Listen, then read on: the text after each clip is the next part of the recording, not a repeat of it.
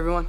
What's up guys, Unofficial MCU here, hope you're all doing well, and in this video we have a new update slash tease for What If Season 2. Into the regards of its release date, this has been something that's been recently explained by the director of the second season. We're gonna go ahead and hop right on into it. What If Season 2 won't release like any other MCU show before it. The first season of the show was released back in 2021, and at the time, new episodes debuted weekly, starring with Captain Carter's origin story and running until the Infinity Ultron was defeated. 2 years later, Season 2 is finally here.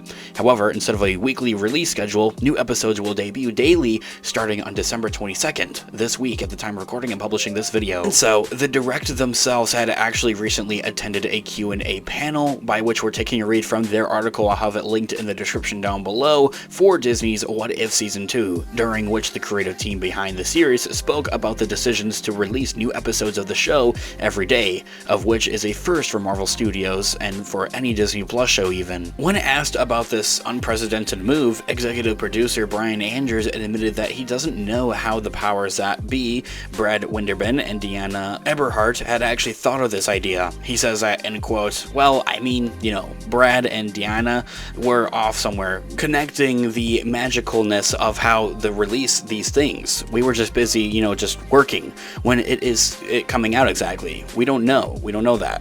And so something of how they stumbled upon this, or if it was their grandpa. I don't know how they actually did it. I need that quote right there. And that is something that is often like the people that work on these shows necessarily, they don't know the marketing or the promoting strategies for these shows necessarily. It comes out when it comes out, and there's a whole nother marketing side of these things, something that they don't really pay attention to, something that they don't really hear about even. Although the reactions to this idea have been so positive, Andrews had continued and admitted, comparing the groundbreaking release schedule to being like every day you get a brand new gift. He says that in quote, but they said, hey, we're gonna do it like this, one day over 9 days. But it seems like it could be a fantastic thing. And once the trailer was out and it was announced, some of the reactions have been so positive.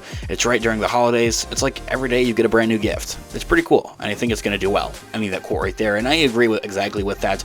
The marketing and release strategy of this show here as well, I think is honestly a good idea. Having it releasing one day every day for the next 9 days on December 22nd, that's exactly when everyone goes on a holiday break through the holidays and up until the new year there as well. So people have time. They're kind of sitting around at home, relaxing, and they may be looking for something enjoyable to watch on Disney Plus. Interestingly enough though, however, while it has been nearly 2 years since Season 1 premiered originally on Disney Plus, according to Andrews, the producer, there's no break between the seasons for the team, as they're just barreled into what came next exactly at the end of the Season 1 finale.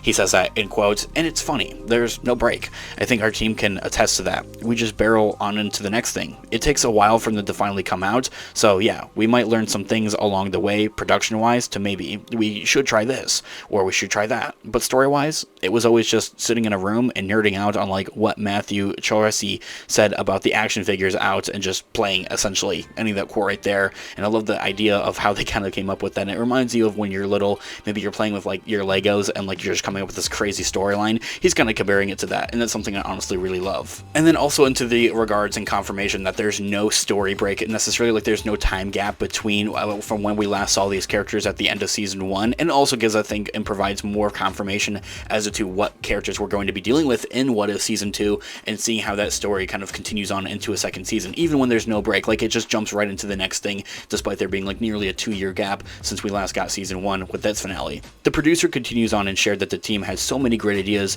for the first round of the first season, with some carrying right on over for the second season.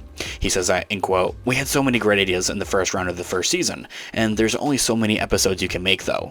But there were all these extra ones that Kevin and Brad were just like, these are all amazing. So some of those carried right on over. We didn't know or get to do some of them for Season 1, but we've made some for Season 2 that are new, and then some that still kind of continue on from the first season. I mean, that quote right there, providing more of a confirmation and into the idea of that, okay, it's not going to be a direct connection essentially for all the different narratives and stories that we did see in Season 1, and that they are coming up with some new concepts here as well for the second season, which I think is also great, and it had me me a little bit worried there for a moment, like, okay, is it not going to necessarily follow through with its name, of where you do have these different what if situations kind of going throughout the multiverse. And it was very cool how they brought it to the culmination, don't get me wrong, by the very end of the first season, but I would like to see that, not necessarily a rinse and repeat of that for the second season. It sounds like they honestly got it right, though. It was kind of what I'm thinking here, and I really can't wait to see how it pans out. Andrews goes on to explain that the show gets further along. The concepts for each episode move slightly away from some of the MCU movies a little bit more, and that was something that they kept very home for the first season, is that it was essentially like the same MCU movies essentially, but with like one small little twist, and then that was like a butterfly effect from there, which is something I absolutely love. I'm a sucker for the butterfly effect for when it comes to TV and for movies, and especially for Marvel to see that we have an animated what if show to begin with, I think is so legendary. It's so cool, and they need to do one for Star Wars. If you're a Star Wars fan, we have our Star Wars channel linked in the description down below. The producer Andrews says that, end quote, and you learn a little stuff along the way, but the most part, it's just about full steam ahead. I think as it progresses, we get more slightly away from some of the MCU movies. Like, we know that these are the characters, and here's something that we're riffing on, but we can get a little bit wilder on the seasons as it progressed. I think that we see that in season 2. Things get crazy. Ending that quote right there, and that's something I can't wait to see. The conversation then pivoted, but continues on, to all the returning characters in season 1, by which we'll discuss in more detail and in more depth in a separate feature video here on the channel. All the more reason to grab that subscribe button if you haven't already. One of which will be the Watcher, of course, and seemingly another Captain Carter instead of the one that we saw in the first season. The writer, Matthew, had teased how the Watcher in particular is going to be reckoned with some of the choices that he did made in season 1, of kind of breaking that barrier of being what the Watcher is supposed to play as into that role. Matthew Chauncey, the writer of the show, says that, in quote, "We've seen Captain Carter in the trailer. I think that the Watcher and her fate, Captain Carter, was kind of made both of them sort of lone warriors.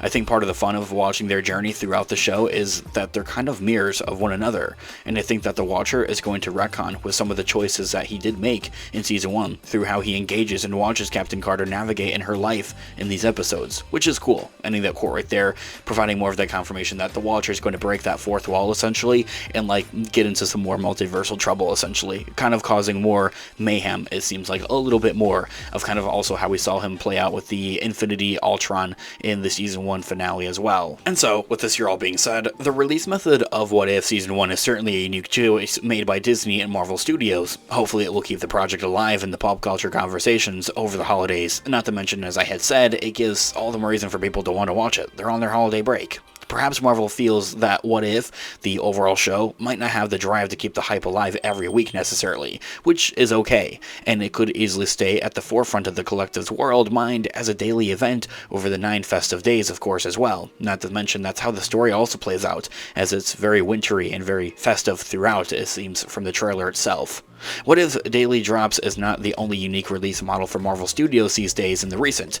After What If Season 2, the upcoming Echo Disney Plus show will be dropping all of its first Season 1 at once on January 9th. And so, with this year all being said, guys, I would love to hear all of your thoughts and opinions in the comment section down below. What are you guys looking forward to seeing most with What If Season 2, also for Echo coming out next year, and for the future of Marvel Studios? I would love to hear what you guys are all thinking in the comments down below. Thanks so much for watching today's video. Of course, this has been an official MCU. I'll catch you guys in the next one. Have a great one, guys. Peace out.